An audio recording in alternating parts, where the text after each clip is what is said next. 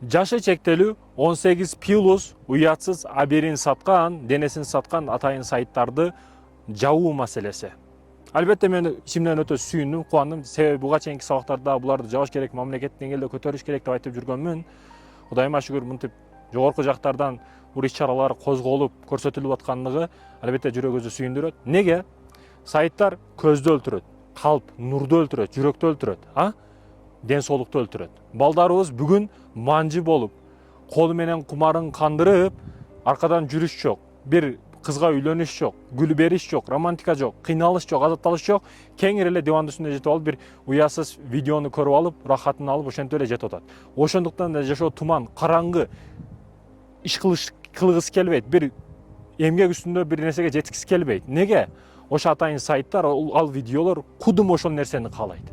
Ошол нерсеге алып келет. Миллиарддаган доллар акчаларды тигип атат кээ бир мамлекеттер булар үчүн. Атайын уятсыз сайттар үчүн. Айтайын дегеним, буларды сөзсүз түрдө жабыш керек.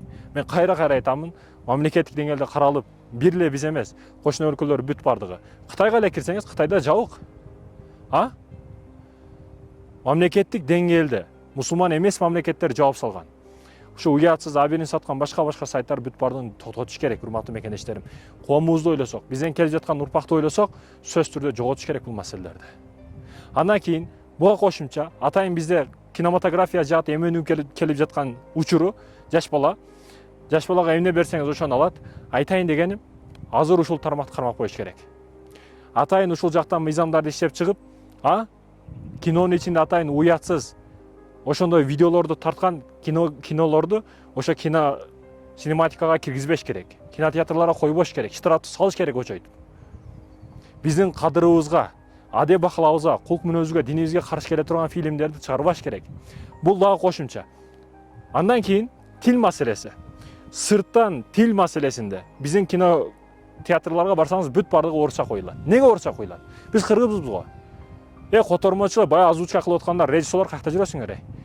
Башка жактан кино келип атабы, анын уятсыз, аберсиз жерлерин кесип алып салып, жок кылып салып, атайын кыргыз тилинде коюш керек кинотеатрларга атайын. Айырмасы жок. Мына кошуна өзбек бир туугандар карасаңыз, мен ойлоп атам, өзбек бир туугандар бул кетиште көп мамлекеттерге тили тарайт. Неге? Алар өзбекчө, дайым өзбекчө коюшат кинолор. Башка сырттан кино келе, сөзсүз түрдө өзбекчө которосун дейт. Болбосо койдурбай кинотеатрларына башкасына. Тилине катуу басым жасайт. Биз дагы тилге катуу басым жасасак тилге. Тил жок, сен жоксуң дегени.